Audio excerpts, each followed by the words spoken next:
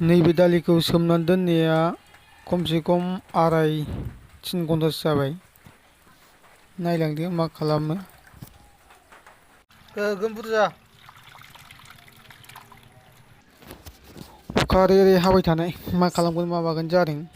बिनिखायनो time pass खालामना दोनदों आरो। नायलांबाय थाबानो जाबाय। सुबाय नै आं साफानो।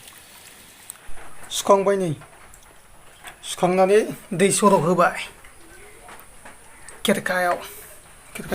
आधा घन्टासोनि उनाव दै सर'खांबाय नै। बेनि उनाव देनोसै आरो आं थबसियावसो। बेबो माबा गैया, मेचिन गैया, ग्रेन्डार ना मा होनो बेयो, थबसियाव देबाय नै आं। थबसियाव देबाय, देखांबाय नै आङो। मोजां खोनायालै आवाजखौनो, अखा हानायना बिरादनो आजां गाजां अखा। बियो पियास बानलु हानाय, पियासजों बानलु हानायजों होबाय नै।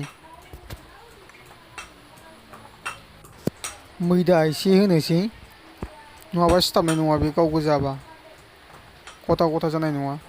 बेनिखायनो मैदा एसे होबाय सिथाबनायनि। संख्रि एसे होबाय बेनिफ्राय।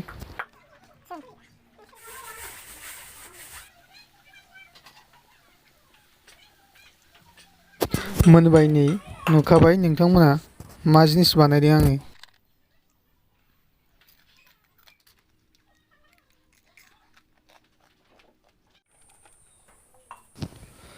नै बियो बानलु सातथिनि बरिया।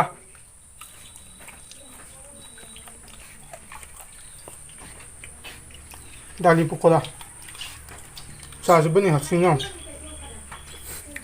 बरिया टेस्ट जायो अहर दालिनि।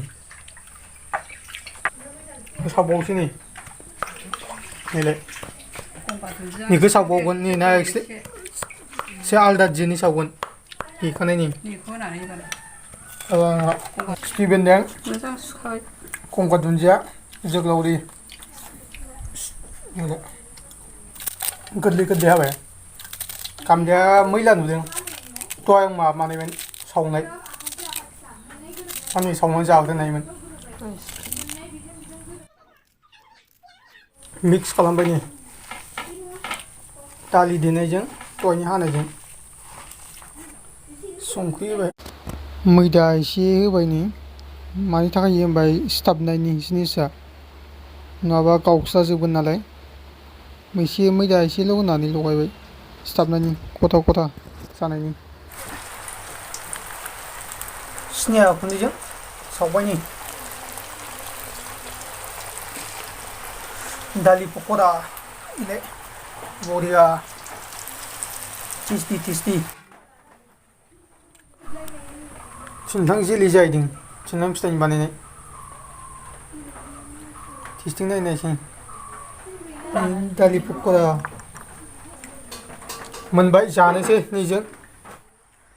माबायदि थिनथ्लांनि जाहैदों, थिनथ्लांनि बानायनाय जेलि।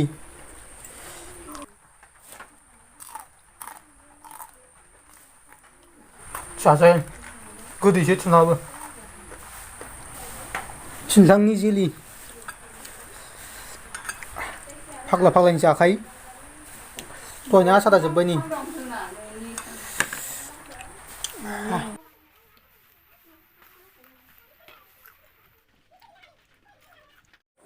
लाल साहा पक'रा दालिनि, बेनो गाइखेर साहा मालाय नै लोंगौ गौनो।